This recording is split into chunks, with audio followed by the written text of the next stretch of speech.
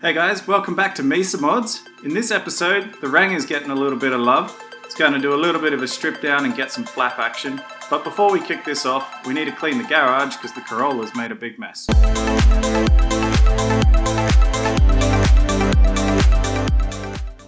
From the last episode, our adventures on the Corolla has left the garage floor in a state of disarray. Before we get started today, I'm going to give it a quick clean up as I, for one, don't want to be laying in the dirt to work on the car if I don't have to. As the majority of this is dirt and leaf litter, I'm going to pick up the big bits of rubbish to put in the bin and then use compressed air to blow the rest of the dirt out the door. Doing this makes it a much nicer place to work, as well as making it easy to find drop screws, bolts, and little tools that may end up on the floor.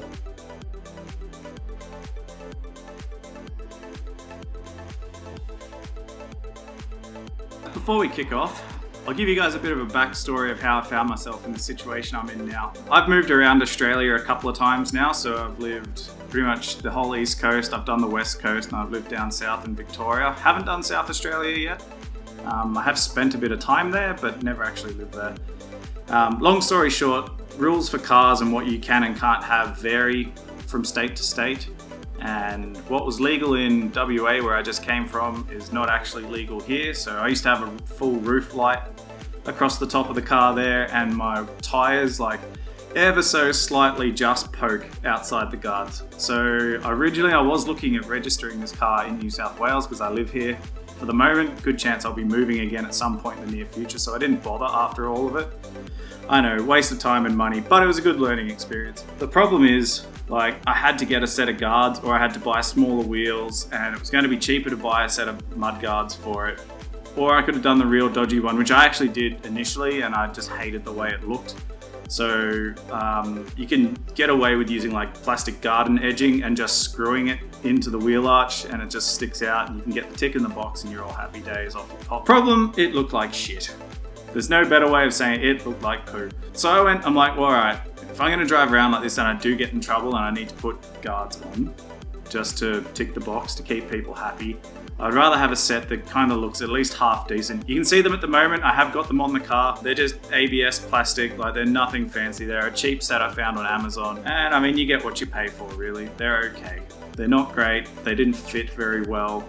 They did say it was meant to be no cutting or drilling involved, but I had to drill 2 holes in the front bumper for the bottom part to go on. Technically didn't have to, but it didn't sit as well. It had a whole heap of little sticky pads on the inside which didn't connect to the body, so the actual fitment is pretty shit. I'll get the GoPro down, I'll give you guys a run around and show you what I mean. The back one, where the fuel cap is particularly, was absolutely horrible. I spent probably 2 days with a heat gun trying to bend that thing just to get it even remotely close to sitting flush to the body. And it just didn't. But long story short, I don't need them on the car now.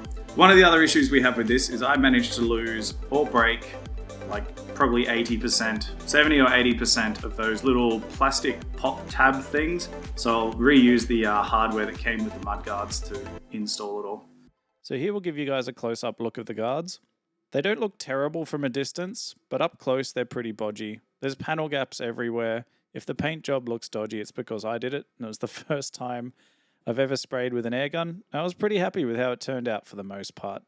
But you can see the panel gaps are huge. They're not secured properly. And this was the good side, and it's still not great. You'll see the fuel side in a minute. And this is the reason I'm taking them off and putting in the shed. I can just keep them in case I need them. They're enough to get out of a bind, but that's about it. It took me 2 days with a heat gun to get this panel to sit like this, and it's still got big gaps.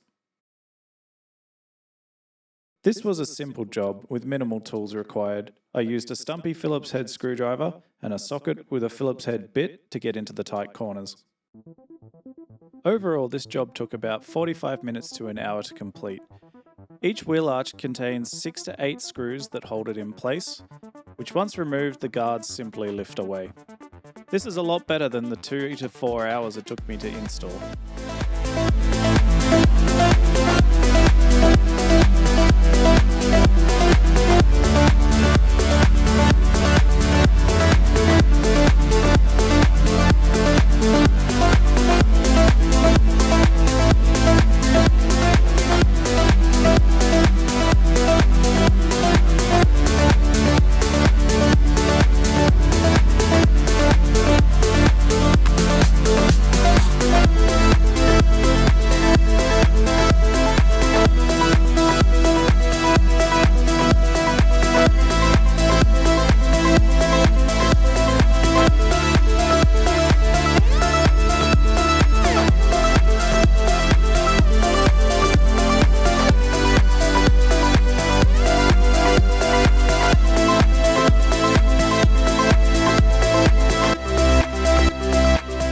Now that the mudguards have been removed, I'm replacing the hardware to hold the inner fender liner in place.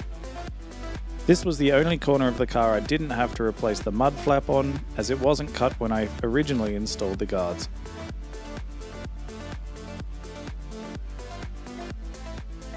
I didn't actually have to cut the front guard on this side, so I don't think I'm going to change it. Like, they look the same. So rather than replace something that's perfectly good, we'll just leave it. I'll put the couple of button-up screws in the top and we'll move on.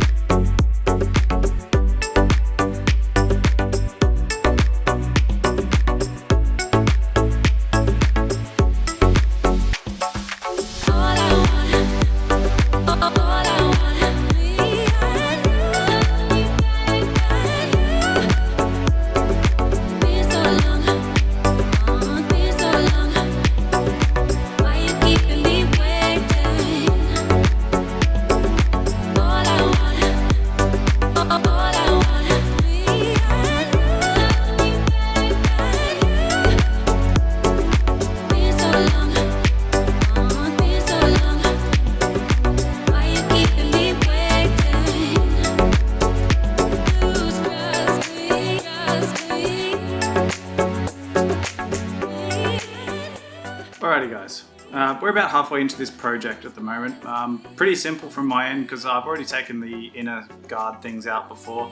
Mine are all Phillips head screws. If you guys are doing this from stock, there's a good chance you've got those black plastic little, just call them pops or push pop things, because you can just push the screw into it and it fattens the back out while it's inside and it locks it in. It's kind of like a rivet. As I was saying, to get these guards on, they weren't exactly plug and play like they said they would be. I did have to chop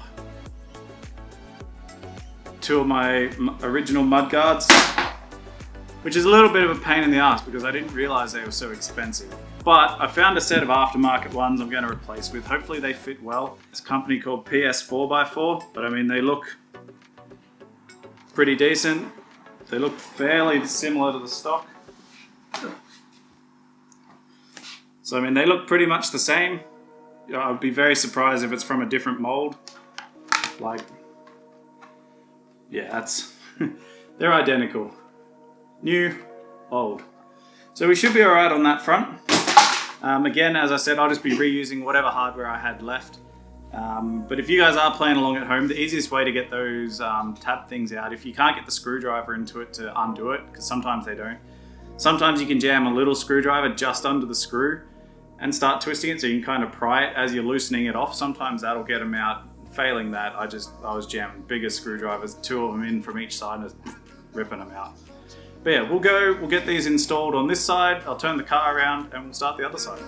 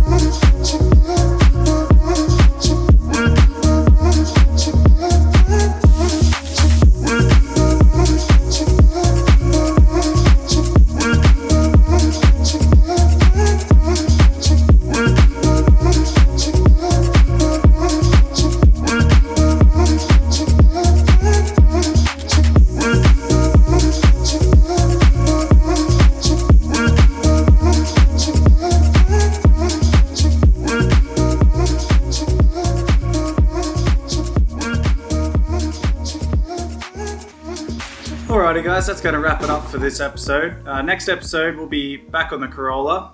We've got some panel beating to do in the rear end. I want to really try and knuckle down on that and get it as smooth as I possibly can. I think the Ranger looks pretty sick now. I prefer it without the guards. I also got keen and put the roof bar back on, the big light. Let me know what you guys think. Do you prefer the before or the after? Do you like it with or without the flares on it? As I said, my preference is clean without it.